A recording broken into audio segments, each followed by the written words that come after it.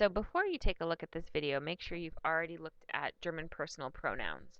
I'll review them briefly, but I'm not going to go into them in depth in this video. So what happens when we have personal pronouns in 3 different cases and we want to switch up the word order? This is going to be fun. So the first thing we want to do is remember what they are. So nominative, ich, du, er, sie, es, wir, ihr, sie, sie. So basically the subject. Next, we would have looked at the accusative, the ones that take the direct object. Mich, dich, ihn, sie, es, uns, euch, sie, sie. Finally, we would have looked at the dative ones, or the ones that take the indirect object. Mir, dir, ihm, ihr, ihm, uns, euch, ihnen, ihnen. I would go ahead and repeat after me. Ich, mich, mir. Du, dich, dir. Er, ihn, ihm. Sie, ihr. Es, ihm. Wir, uns, ihr, euch. Sie, ihnen. And, drum roll, sie, ihnen. Now, all of these can be used in context. So, as a nominative example, du bist nett. You are nice. It's the subject of the sentence. Accusative, ich kenne dich. I know you. That's because it's the direct object. Ich gehe dich. I'm going around you. That's because we're using an accusative preposition. 3 examples where they take the dative case. Er kauft dir ein Buch. He buys you a book. This is because dir is the indirect object. Ich helfe dir, I help you, is because helfen is a dative verb. And the third way something can be dative is by preposition. And so here we have ich gehe mit dir. I go with you. Therefore, mit is a dative preposition. So just to kind of quick review what the 3 cases are and examples of them. So why du becomes dich becomes dir. All right, the direct object pronouns. Ich habe den Bleistift becomes ich habe ihn. Ich kaufe meiner Mutter die Uhr. Ich kaufe ihr die Uhr. Wir spielen mit den Leuten. Wir spielen mit ihnen.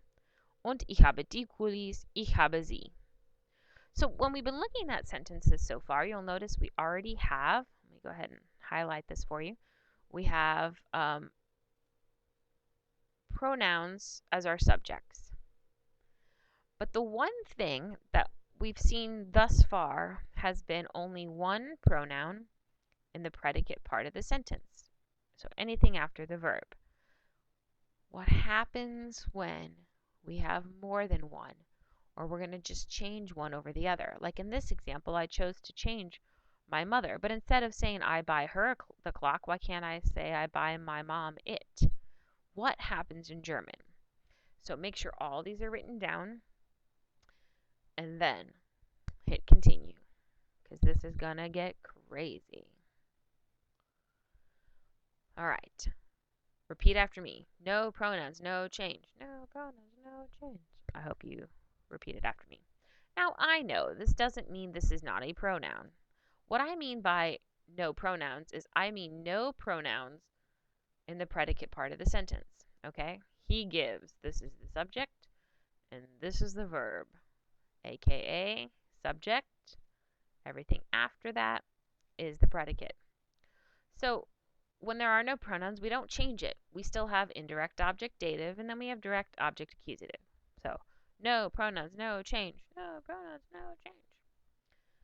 When we have one pronoun, pronoun first. One pronoun, pronoun first. If I were you, I'd repeat after me. One pronoun, pronoun first. Now, this means, here we go, if I want to say, instead of saying he gives the man a boarding pass, I want to say he gives him a boarding pass. The thing that I'm replacing is the pronoun, so the pronoun goes first. If I'm saying he gives it to the man, once again, these kind of switched, okay? So boarding pass becomes the pronoun, so the pronoun goes first. Der Mann doesn't change, so it gets moved. So one pronoun, the pronoun goes first. So no pronouns, no change. One pronoun, pronoun first. Are you with me so far? And I would make sure you write all this down, label it and everything. What? I mean, this is crazy now, people. Bear with me. What if I wanted to say, he gives him it? He gives it to him. In a sense, like, wow, so many pronouns. I don't even know what to do. What if we have two pronouns? Two pronouns, pronoun switch. What just happened?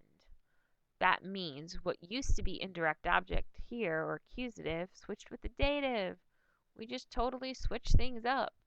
Two pronouns, pronoun switch. But the case stays the same. It's still ihm, and this is still z. It's still accusative. We just flipped the order. So think about this in a more visual way. All right? No pronouns, no change. One pronoun, pronoun first. Two pronouns, pronoun switch. Two pronouns, pronoun switch. Two pronouns, pronoun switch. So just imagine, if you will, like I know you can't turn your hand exactly as the animation did, but figure you have the peace sign and like you can switch those two parts, and that will help you a lot. So, excuse me. Take a look at these examples. All right, go ahead and just say, you could put er or z for your subject, he or she. So I want us just to change all of them. So for the example, we have the female teacher, the flight ticket, and give. So she gives the teacher the flight ticket. But I don't want the teacher the flight ticket. I want you to figure out the pronouns and then put them in the right order. Okay? So no pronoun, no change. One pronoun, pronoun first. All of these are two pronouns, pronoun switch. Accusative still stays accusative. Dative still stays dative. They're just in a little different position. So you'll notice here, all right, die Flugschein is sie, der Lehrerin is ihr.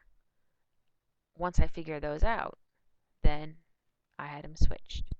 Sie gibt sie ihr. She gives it, meaning the ticket, to her, meaning the teacher. So pause this video and hit resume when you are ready to check your answers. Make sure you conjugate these to go with er, sie, or es. Some of them are stem vowel changed, so watch out.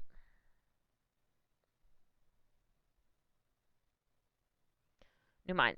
Sie zeigt sie ihr. Nummer 2. Sie holt sie ihnen. And remember, these could be er also. They don't have to be sie. Sie sagt sie ihm. Sie kauft sie ihr. Sie gibt ihn ihm. Sie bringt sie ihnen. Ups, Entschuldigung. Sie bringt sie ihnen. Danke.